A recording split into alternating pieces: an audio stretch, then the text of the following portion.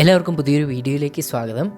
SSLC പരീക്ഷ എഴുതി കഴിഞ്ഞ എല്ലാ കുട്ടികളും അവരുടെ റിസൾട്ടിനായി കാത്തിരിക്കുകയാണല്ലേ. ഇന്നത്തെ ഈ വീഡിയോയിലൂടെ നമ്മൾ നോക്കാൻ പോകുന്നത് ഒരുപാട് കുട്ടികളുടെ സംശയമാണ് ഗ്രേസ് മാർക്കിനെ പറ്റി. SSLC പരീക്ഷയിൽ എങ്ങനെയാണ് ഗ്രേസ് മാർക്ക് ആഡ് ചെയ്യുക, ഏതൊക്കെ വിഷയത്തിന് ഗ്രേസ് മാർക്ക് കിട്ടും, IT പരീക്ഷയ്ക്ക് ഗ്രേസ് മാർക്ക് കിട്ടില്ലെന്ന് പറയുന്നുണ്ടല്ലോ. ഇങ്ങനെയുള്ള ഒരുപാട് സംശയങ്ങൾ ഒരുപാട് കുട്ടികൾ ചോദിക്കുന്നുണ്ട്. സോ ഈ സംശയങ്ങളുടെ എണ്ണം കൂടുതലായതുകൊണ്ടാണ് ഗ്രേസ് മാർക്കിനെ കുറിച്ച് മാത്രമായിട്ട് നമ്മൾ ഈ ഒരു വീഡിയോ ചെയ്യുന്നത്. ഈ വീഡിയോയിൽ നിങ്ങൾക്ക് ഗ്രേസ് മാർക്കിനെ കുറിച്ചുള്ള എല്ലാ സംശയങ്ങളും ക്ലിയർ ചെയ്ത് തരും.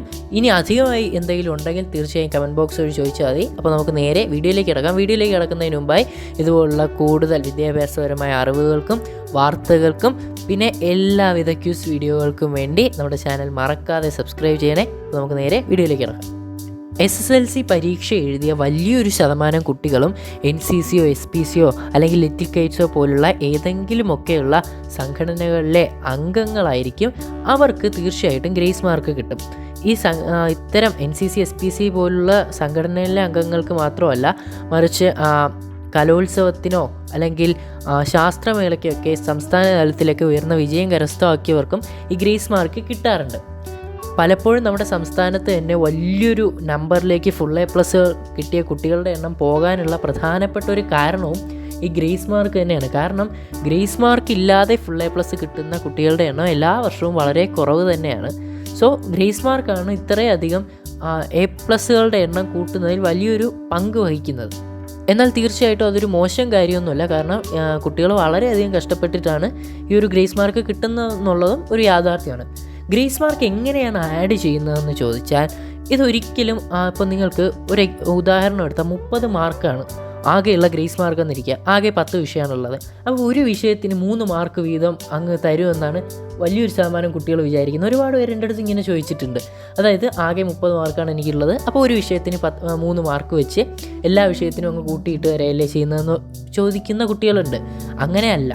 നിങ്ങൾക്ക് ഗ്രേസ് മാർക്ക് ആഡ് ചെയ്യുന്നത് എങ്ങനെയാണെന്ന് വെച്ചാൽ, ആദ്യം ആഡ് ചെയ്യുക നിങ്ങൾക്ക് നിലവിൽ ലഭിച്ച ഗ്രേഡിൽ നിന്നും തൊട്ട് മുന്നിലെ ഗ്രേഡിലേക്ക് എത്താൻ ഏറ്റവും കുറവ് മാർക്ക് വേണ്ട സബ്ജക്റ്റിനായിരിക്കും ആദ്യം ഗ്രേസ് മാർക്ക് ആഡ് ചെയ്യാം. ഒരു ഉദാഹരണം എടുക്കുകയാണെങ്കിൽ, ഒരു കുട്ടി 10 വിഷയങ്ങൾക്ക് SSLC എക്സാം എഴുതിയിട്ട് 8 വിഷയങ്ങൾക്ക് A+ ലഭിച്ചു. 2 വിഷയം, ഉദാഹരണത്തിന് ഇപ്പോൾ മാത്സിനും ഇംഗ്ലീഷിനും A+ ലഭിച്ചില്ല. ഓക്കെ, ഇപ്പോൾ മാത്സിന് നമുക്കറിയാം CE മാർക്ക് മുഴുവൻ കിട്ടിയൊരു കുട്ടിക്കാണെങ്കിൽ അവൻ എഴുതി വാങ്ങേണ്ടത് 70 മാർക്കാണ്. അങ്ങനെ ടോട്ടൽ 90 മാർക്കാണ് A+നായിട്ട് വേണ്ടത്.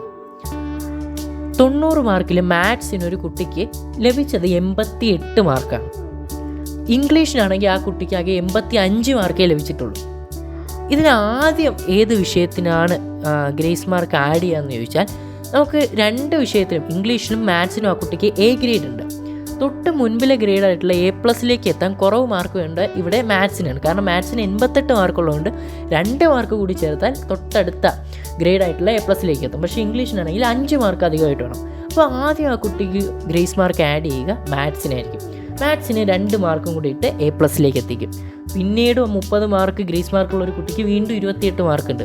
അപ്പോൾ വീണ്ടും 5 മാർക്ക് കൂടി ഇട്ട് ആ കുട്ടിയെ A+ലേക്ക് എത്തിക്കും. സോ ആ ഒരു രീതി മനസ്സിലായെന്ന് വിശ്വസിക്കുന്നു. ഇപ്പോൾ A+ൻ്റെ കാര്യം മാത്രമല്ല, ഇപ്പോൾ ഒരു വിഷയത്തിന് 1 മാർക്ക് കൂടെ ഉണ്ടെങ്കിൽ B+ൽ നിന്നും A ഗ്രേഡിലേക്ക് എത്തും. മറ്റൊരു വിഷയത്തിന് 2 മാർക്ക് ഉണ്ടെങ്കിൽ A ഗ്രേഡിൽ നിന്നും A+ലേക്ക് എത്തും എന്നുള്ള സാഹചര്യം വന്നാൽ പോലും കുറവ് മാർക്ക് മുമ്പിലെ ഗ്രേഡിലേക്ക് വരുന്ന രീതിയിലെ മാർക്ക് ആഡ് ചെയ്യത്തുള്ളൂ. ഇത് കുറച്ച് കൺഫ്യൂസിങ് ആയിട്ടുള്ള കാര്യമാണ്, എങ്കിലും ഇത് നിങ്ങൾക്ക് മനസ്സിലായെന്ന് ഞാൻ വിശ്വസിക്കുന്നു. പിന്നെ ഗ്രേസ് മാർക്കുമായിട്ട് ബന്ധപ്പെട്ട് ഒരുപാട് കുട്ടികൾ ചോദിക്കാറുള്ള കാര്യമാണ്, A+ കിട്ടിയ ഗ്രേസ് മാർക്ക് കിട്ടുമെന്ന്. ഉത്തരം കിട്ടത്തില്ല എന്ന് തന്നെയാണ്. നിങ്ങൾ എഴുതി A+ ഉണ്ടെങ്കിൽ പിന്നീട് ഗ്രേസ് മാർക്കൊന്നും ആഡ് ചെയ്യത്തില്ല. SSLCയിൽ മാത്രമല്ല, അത് നിങ്ങൾ ഹയർ സെക്കൻഡറി ലെവലിലേക്ക് പോയാലും നിങ്ങൾക്ക് A+ 90% മാർക്ക് കിട്ടിയാൽ പിന്നീട് ഗ്രേസ് മാർക്ക് ഒരിക്കലും നിങ്ങൾക്ക് ആഡ് ചെയ്ത് കിട്ടില്ല. ഓക്കെ, ഇത് SSLC പരീക്ഷയിൽ വലിയ പ്രശ്നം ആർക്കും ഇതിൽ വരാറില്ല. കാരണം SSLC പരീക്ഷയിൽ മാർക്കാരും നോക്കാറില്ല, എല്ലാവരും A+കളുടെ എണ്ണമാണ് നോക്കാറുള്ളത്.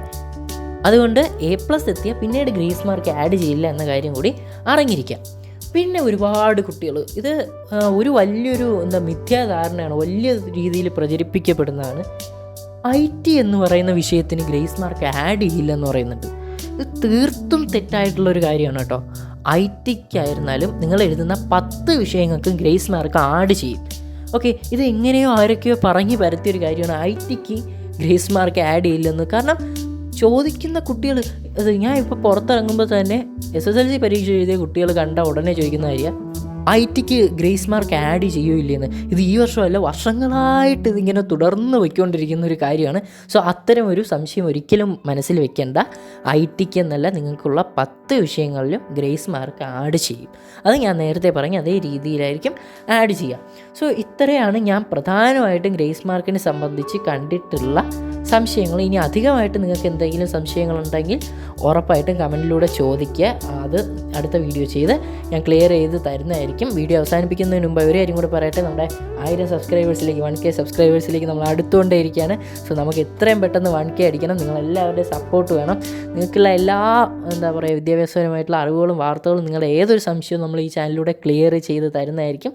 പിന്നെ നിങ്ങൾക്ക് വേണ്ട എല്ലാ ക്യൂസ് വീഡിയോകളും നമ്മുടെ ചാനലിലൂടെ ഭാവിയിൽ ലഭിക്കുന്നതുമായിരിക്കും. സോ ദയവായി ഈ ചാനൽ സബ്സ്ക്രൈബ് ചെയ്യുക.